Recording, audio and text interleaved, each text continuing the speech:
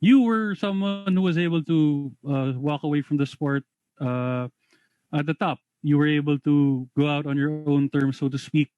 Yeah. And recently, there have been a lot of fighters who've announced their retirement only to come back a few months later, a couple of years later. For you, who's someone who's actually stuck to that retirement, what do you think fighters need to ultimately consider, or what criteria do they have to take into consideration when they start thinking about retirement? When they start thinking, uh, do I need to retire? Is Do I still have much left? What are those things that you need to take to understand, to accept, to be able to say that I think my time is gone, my time is done. I think it's time to move on. Yeah, I for me personally, and to be in the sport, that I've been involved in for for 10 years about almost, and I for me it was a special circumstance, right? Special situation for me because my son um, wanted to wrestle and he wanted me to be his coach, and I couldn't say no to that. And I had a gym called Rain Training Center that I was running from 8 o'clock in the morning to 9 at night, 9:30, 10 o'clock at night sometimes, and training to be a UFC fighter and coaching all the guys inside my gym. It was very, very hard for me. Thinking back, I wish I would have just focused on fighting and my family, and things would probably have been a lot different. But that's hindsight's 2020, right? So I don't know what would have happened, but what happened is that I was spread too thin, and I wasn't able to focus really on what I really wanted to do as far as mixed martial arts, So for me, so that's special. It's a special circumstance because my son, that was the straw that broke the camel's back. And I said, you know what? I have to retire. Regardless if I was champ or not champ or number one contender, my family is first. It's really easy for me, man. For me, my priorities are my faith, family, and everything else after that. That's that's who I am, and when it comes to my family, that's I'm gonna put that over almost everything, you know.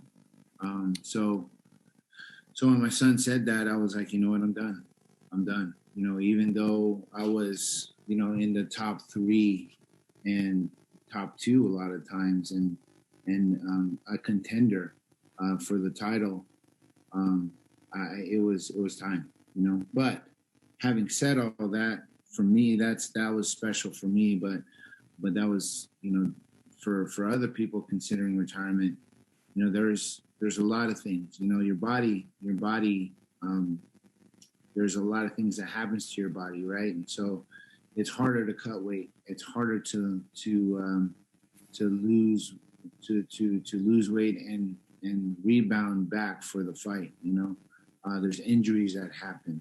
There's kind of wear and tear on your body because of what you're going through every day. Because we're not only just doing one discipline, but we're doing Muay Thai, boxing, jiu-jitsu, wrestling, and those just those four disciplines really, really take a toll on your body. And then you're doing it all at the same time, And so sometimes you have in training. Sometimes there's training is the hardest part. Training is the hardest part of preparing for a fight. The fight's easy. The fight's fun.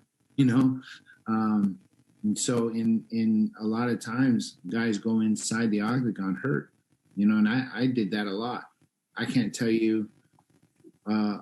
Actually, one time where I wasn't hurt was against Tim Boach, and that fight was amazing for me.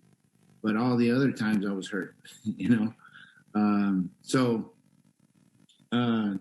I would just say for someone considering retirement, you know, you have to really put it, what's important to you.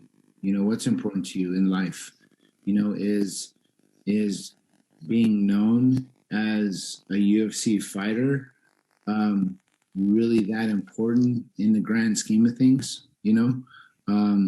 It's life is more important than you being known as a UFC fighter. Life is more important than trying to seeking the fame and the fortune, you know?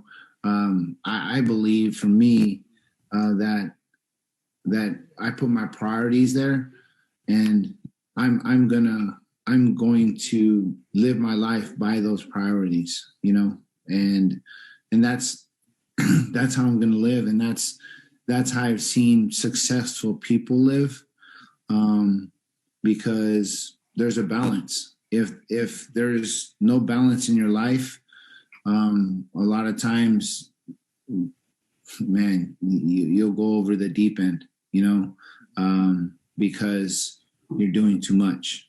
So, yeah, so that's a difficult question. You know, it's hard to answer because everybody's in a different situation. You know, sometimes people retire when it's too late, meaning they've